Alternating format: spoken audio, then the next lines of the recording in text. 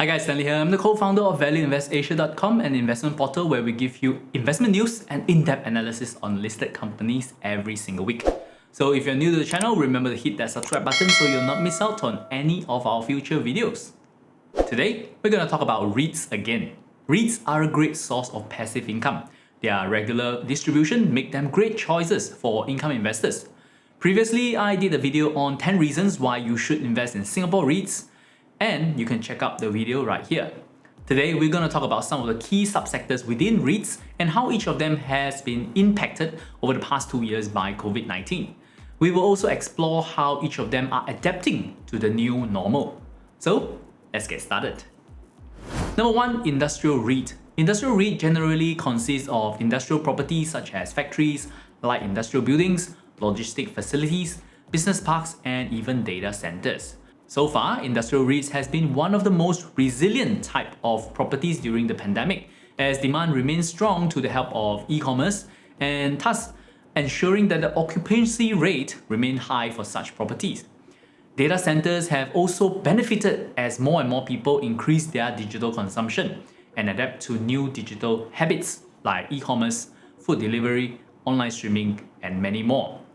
Plus, the growth in cloud computing is also here to stay. That has added the demand for data centers. Examples of industrial REIT includes Ascendus REIT, Mapletree Logistic Trust, and Keppel DC REIT. Looking ahead, this sector should still be doing well due to the growing demand for physical factories and data storage spaces. Next, commercial REITs. Commercial REITs consist of office towers and places of work. Just walk down Shenton Way in Singapore and you'll see the heart of commercial REIT sector in Singapore.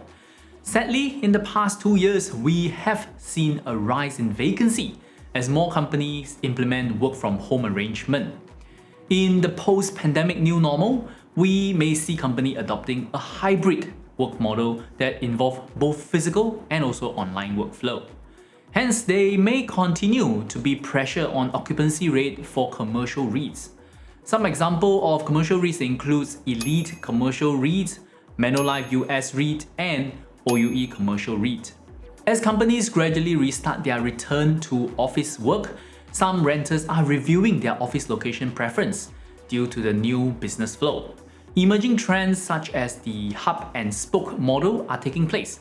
In this model, companies may prefer to have smaller offices scattered around Singapore while keeping a downsized headquarters in the city. This new flexible workspace and working style may benefit more towards business parks than Grade A commercial buildings in the city. Over the longer term, we might see a more hybrid between work from home and office workflow. All this points towards more headwind ahead for commercial REITs. Number 3, retail REITs. Do you still remember this habit that we tend to have before the pandemic? We will get everyone in the family ready and then drive down to the mall, fight to find a parking space for maybe 30 minutes, and then just spend a day wandering in the mall with no objective. Well, that was everyone's favorite pastime before the pandemic, shopping. And retail REIT, which own the malls, are in the center of it all. This property ranges from shopping malls, outlet malls, and also standalone shophouses. And depending on the location and the makeup of the REIT's portfolio, retail properties can remain resilient even through economic cycle. This is true if they provide necessity like grocery shopping and are located in neighborhood areas serving only the local community.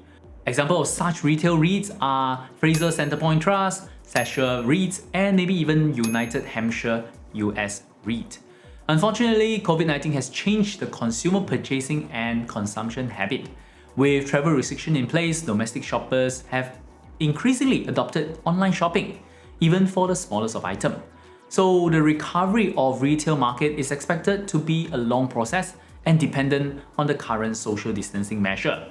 This is especially true for city malls, which counts a higher portion of their traffic from tourists. However, I'm not overly pessimistic. I do feel that a well-managed REIT with portfolio in well-located malls can continue to do well in post-COVID world. Next, healthcare REIT. The past 2 years have highlighted the importance of healthcare, and this is where healthcare REIT play a part. The sector includes healthcare related properties like hospital, your clinics, and even nursing homes.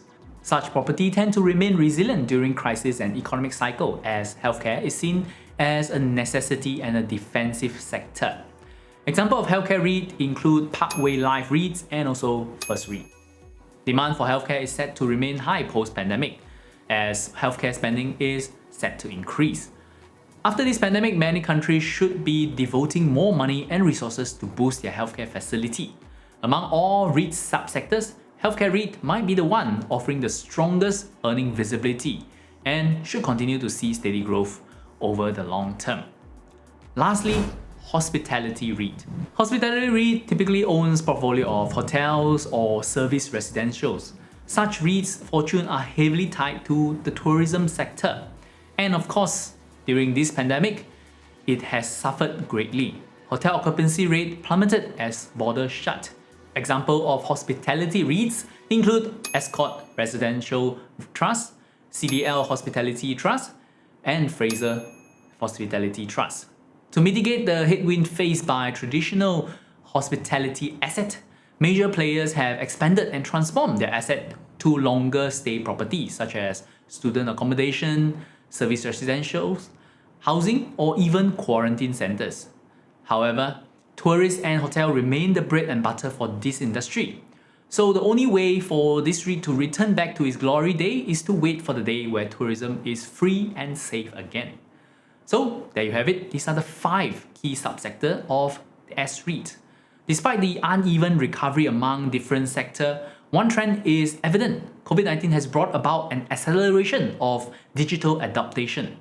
So investors should really monitor the digital transformation and how it could influence different REIT sector. REITs that adapt well to evolving trends will survive and provide a stronger choice for dividend investors. Anyway, are you investors in any S-REIT? Which one is your favorite? Share your thoughts with us below. If you have gotten value from this video, I hope you give us a like and share it with a friend who you might think will benefit from it as well. If you are ready to take the next step into investing, you can also check out our free investing course at valueinvestasia.com/free course.